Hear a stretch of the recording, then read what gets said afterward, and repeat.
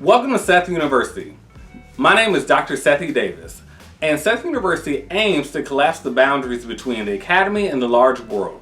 By focusing on Black queer life, we're essentially trying to promote dialogue and also facilitate liberation. On today's episode of SETH University Book Talk, we're taking a look at Christian Eatman's Are These Poems?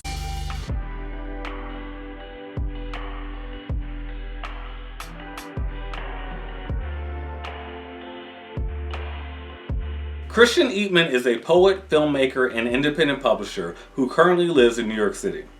I originally met Christian when he was a freshman in my composition class at Syracuse University. Christian has recently started his own book publishing company, Steadfast Publishing, and their first book is Christian's book of poetry, Are These Poems? In Are These Poems, Christian invites the reader into his world by discussing complicated themes of coming of age as a Black man and white supremacy, drug use, family issues, love, and self-esteem. In the following clip, Christian shares a couple of poems from the book. God, outside of crisis, this was a name that you uttered rarely. Only after life had knocked you to your knees would you send messages upwards or aroundwards or to the sidewards. You had heard one time that God was everywhere. Was he in the room during your quarter-life crisis? During the same crisis that you had at a quarter of that same quarter life, was he also there? Well, I say just say yes. You've always been very cautious with sages and surveys, never been the type to divulge too much information. Addendum to the statement. You've never been the type to divulge information too early. There was this one time with this one girl and you divulged several of your information too early. Her history, the one that she taught you at a much slower pace, convinced her that she was not good enough for you. Your history convinced you that you had found that abundance in her. Also, you named her Abundance. You were never really good with nicknames. She ran so damn far. In all the years of your brief and wondrous life, you had never seen anything quite like this. You were dumbfounded. You believed that if you had information, in this case it was the information of deeper feelings that make a platonic relationship obsolete, feelings of not quite love, but pretty close to it, those types of feelings that you should share them with the world. In this scenario, she was the world. You make such a big deal of the women that you love. You believe they deserve signs of said love, like parades. Although you cannot afford parades, you're the type to bankrupt yourself for the women you love. You believe in diamonds for the women you love, and cars for the women you love, and time for the women you love, infrastructure for the women you love. At this point, you can understand Taj Mahals for the women that were able to weasel your heart from you, but this takes means. Not to fear, though, because again, you were the type to bankrupt yourself for the women you love. Bankruptcy isn't strictly financial. It's the mornings that you'd rather stay in bed than live, the days that feel like someone is sitting on your chest, the times when you remember why you don't love, why you don't divulge information, the times you can't remember how sweet it is to love, how sweet it is to be undone and vulnerable and falling backwards into the security of someone and coming forward into the security of someone and moving in and out of someone and around someone, exploring a person and having a person explore you, discovering things with them about their pleasure and displeasure. Bankruptcy is total amnesia from this. It's a spiritless time. You believe that it is a fair time to call on God. When you were nothing but raw muscle and no outside, when you were exposed to the elements and vulnerable, alone, when you feel you are at your wit's end, you call on him then. You wonder if he will answer. You don't do the church thing all that often. However, you remember that time that they told you that God let love kill him or kill his son. That time he loved the world so hard that his son became a sacrifice. Did he send a sacrifice in your father because the same thing killed him? Love, I mean, should we wait to tell that story? When you called on him, You were uncertain that he would answer. Had he loved once and been heartbroken? Had the man with many mansions become bankrupt? When you called on God, did he forget his name? Had love chewed him up and spit him out like it hated him? Had love rendered him useless? There was this one time with this one girl who taught you to find the God in yourself. She was a skyscraper woman. You were astounded and stupefied that she could see you and register interest from way up there. You remember that one girl, the one who taught you to find the God in yourself, the ones whose interest astounded and stupefied. Truth be told, there are many women whose interest astounded and stupefied. Years later, you would discover that they found something glowing in you. You didn't often see the God in yourself. Correction, you don't often see the God in yourself. You search for the serene elsewhere. You search for it in the trees. Your dad, on his last leg that love broke, found it in foliage as well. His love grew things. He was proud of this. He had seen love kill things many times. He was watching as love tried to kill him, as love treated him like it hated him. Of course, this is a story that we should get into later. Around this time, he called to God. Sometimes he wondered if God would answer, but a lot of times it was just the echo of his prayers. He was aggressive with God. His prayers sounded like screams mostly. You search for it serene elsewhere. You search for it in the trees, but that just made you lazy a lot of time. You look for it in psilocybin, you couldn't focus. Everything was intriguing. Everything was moving. Everything was melting. You searched so hard in lysergic acid diethylamide, it made you dress different. It made a collage of everything and pastels of everything. It made your brain hurt. It made your brain hurt because it made you so fucking smart. There was this one time with this one girl. She's super important to the story, but she deserves at least a chapter or two. In other words, we'll really get into her later. She didn't pray too much, but she was concerned about you, called on God, but grew impatient. She knew that you needed something holy. She found your mother, your mom, came to your school like children do. You fell into her arms. She was so warm. You almost forget about the knives you hid from her and the sickness she hid from you and the raw muscle she made of your father and the war she made in your home. And that time she made your father look for home elsewhere, the times when anything elsewhere was better than home was. Damn, it's all coming back to you now, ain't it? Those drugs make you sentimental as fuck, don't they? Like children do. You fell into her arms right about now. She only smells like your childhood, feels as warm as she did before you really knew your parents. She feels like walks to school and sandwiches from Twin Donuts on 125th before it was a ghost of a Harlem past, like those summers that brought you to the Piragua Man, to the many Piragua Mans that have become faceless in the endless of youthful summers, like the feeling of an apartment on the 13th floor of the projects when you're mad Puerto Rock crammed in that bitch, that feeling, the security of bedside prayers. Now I lay me when God was everything. It was simple. Those days, she was warm. That day, mommy, you said. She was silent. She was just a listener. This day, you like it when mom is a listener. My brain hurts, but I'm okay. It's only because I'm getting so fucking smart. Your choice of words did not make her wince. She grabbed you by the face, caressed your young stubble. She looked you in the eye and simply said, "Don't worry, baby. Coke made me feel the same way." This time, you were silent. In this moment, you were a listener. Mom likes it when you are a listener. She let go of your face, grabs your hands, she bows her head and says, "Let's pray." Hey, y'all.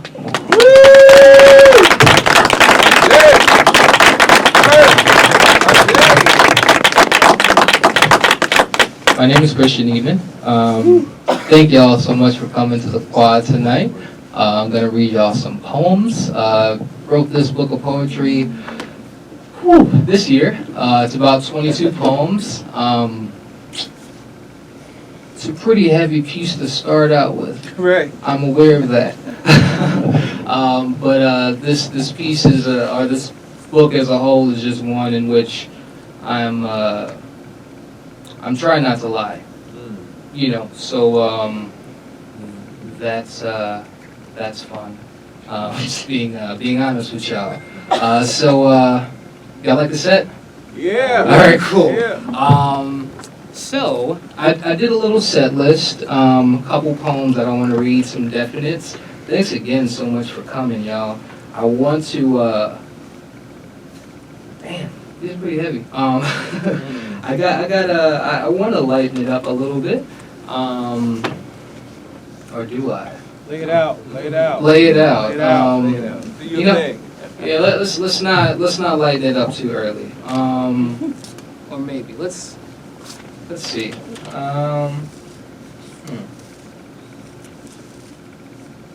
Y'all want something light? All right, let's. I started a couple projects. Like this project is kind of like, you guys know anthologies.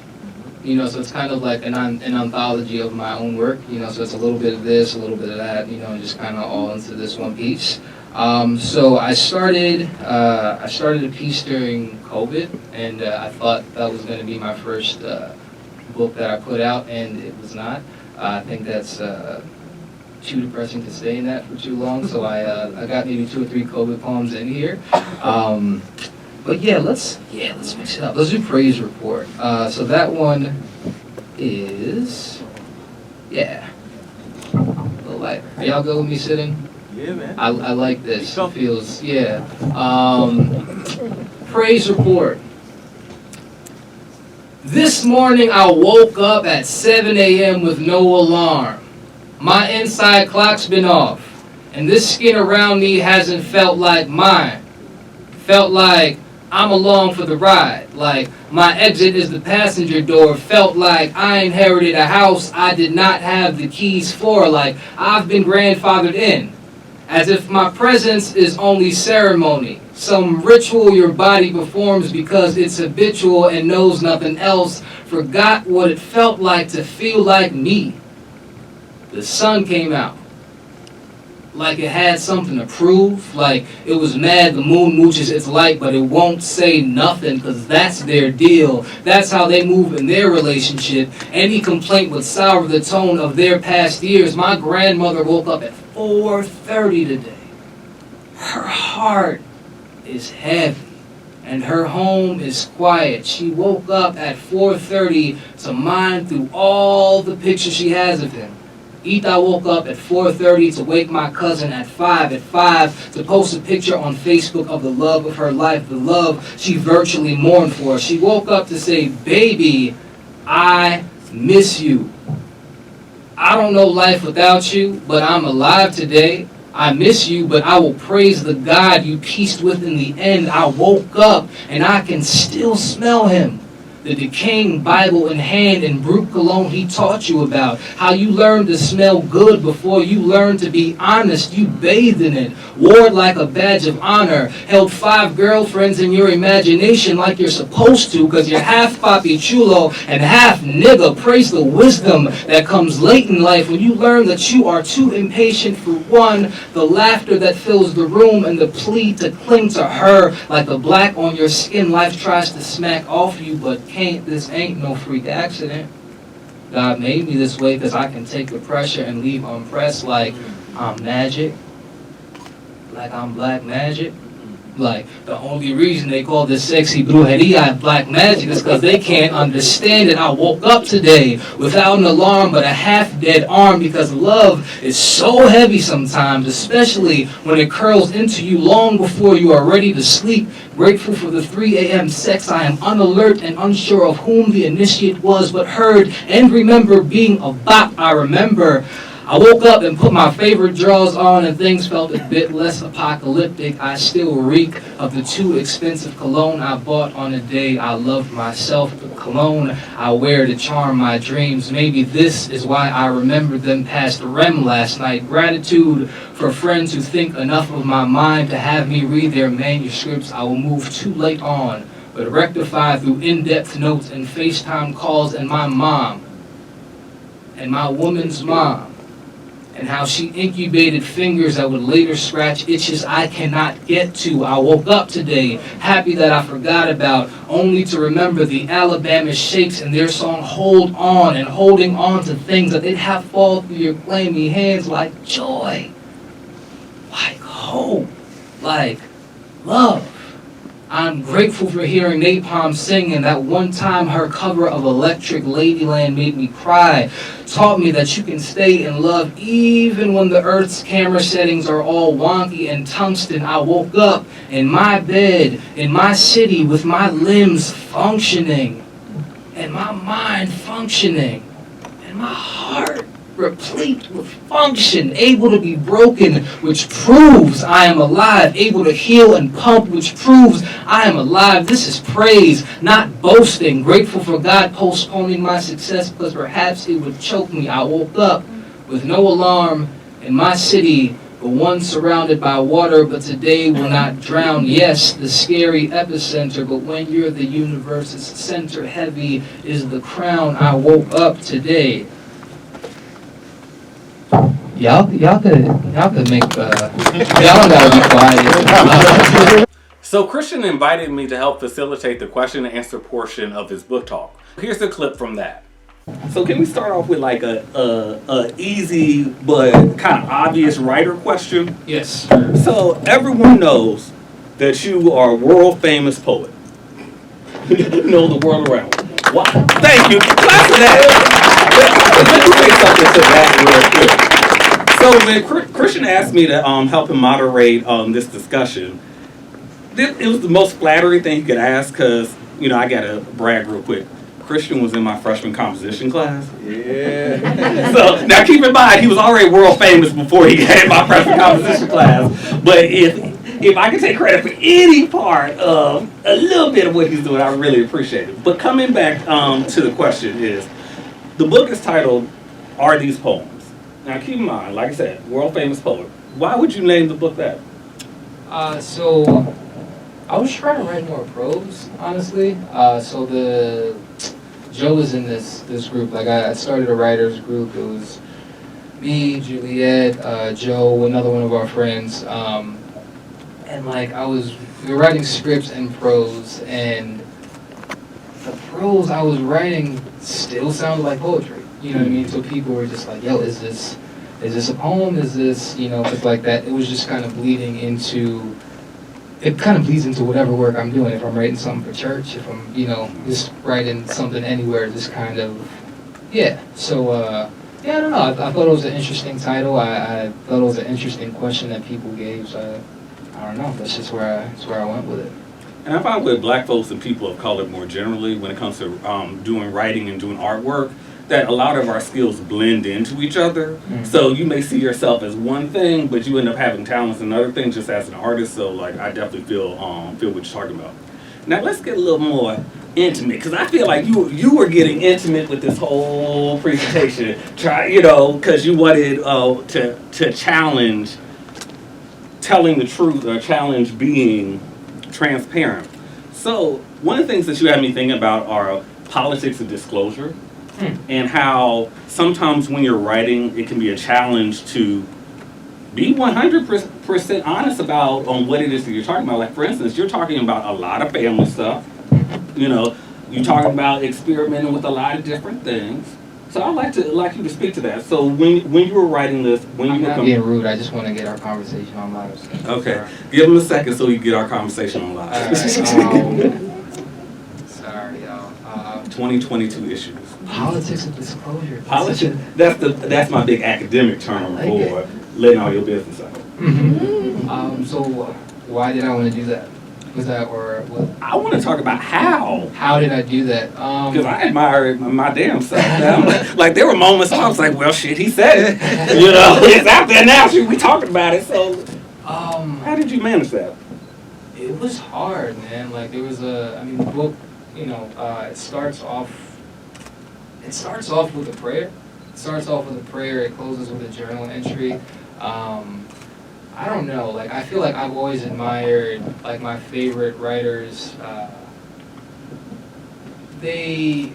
I felt like they'd get off the stage or like I'd be done with the book and like I knew that. You know what I mean? It's like I felt like a lot of the work that I was doing before, it was I want to show you that like I'm smart or knowledgeable about something, or like I'm in touch with the world around me. And like this one was just kind of like, yo, like what do you have to say? You know, like what is, I don't know how I did it, but it was just kind of you know, like so like the tears, for example. You know what I mean? I'd have just like things on like a notepad in my phone. It was like tears, brothers. I knew that I wanted to talk about tears. I didn't know how it would like manifest, but like I just kind of wanted to talk about stuff that, or I just did talk about stuff that I've not been encouraged to talk about, or you know, it's kind of you know, let's keep this thing quiet. Like let's do this in the dark, or like let's keep this in the home. You know, so I don't know. I just made peace with the fact that everybody got something. Yeah. You know, so like let me show y'all my something.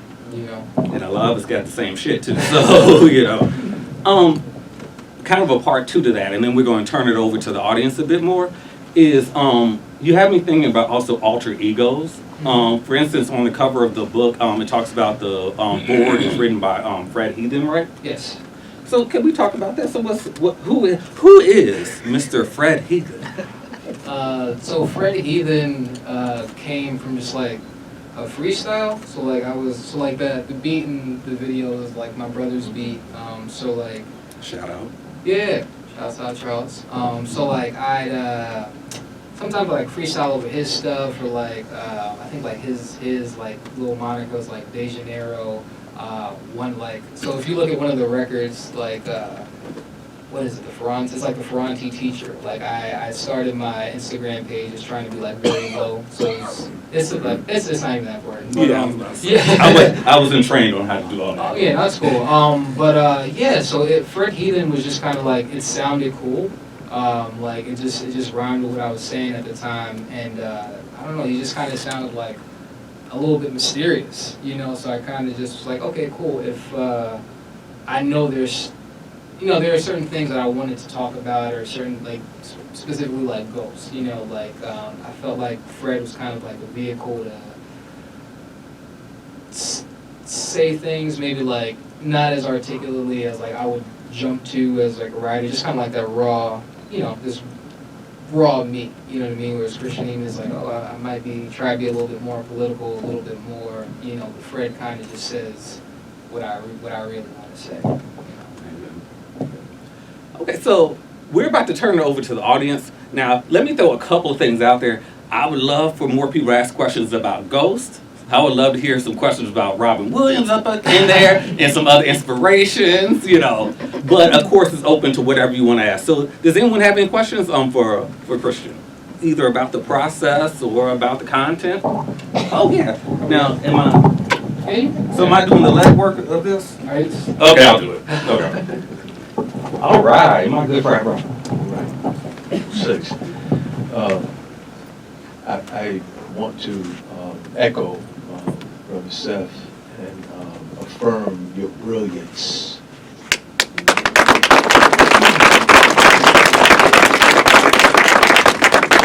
As we have privately in many moments. I don't care if people think I'm biased. You're a great mind. Great mind. And I do want to play with the question about ghosts, but in a way that may not be exactly what Seth meant. How do you feel when you look at the blank page? I'll do a bunch of different things. I felt really good this go. Check. I felt really good this go around. I think like the beginning of something, I'm always like, damn, like I should probably be working on these 10,000 hours and like doing this regularly. It's like it's always pretty daunting. But I think once I get it started, like it comes. I think like one of my biggest things is like once I start, it's hard to stop. Like so like a lot of my poems, like I look at them in the piece and I'm like, I wish they would end differently. Just because I'm like, damn, I've been writing this is 4 pages already. I haven't. How do I end this? You know what I mean? So like, let's just end it with how it started. You know, so like that's like a couple of the pieces, several are like that. You know, but I think excited and I guess at the end of it, just kind of relieved, like more with this, specifically with this project, just because it was. I feel like you come away with knowing something about me. You know, and it didn't feel like I wasn't trying to be political. I wasn't trying to be cute. I wasn't really trying to show necessarily the best sides of myself, yeah. So I felt good when it was done. I felt really, I gave it up. It was, what I'm saying, letting it out there. Overall, I had a great time in New York City. I typically love when I get a chance to go there, and being able to help facilitate the book talk with Christian was definitely like a great plus on a great trip. So if you're interested in watching book talks like this one on different books, feel free to comment under and suggest any books that you want me to look at. And also click like and click subscribe if you're interested in seeing more book talks in the future.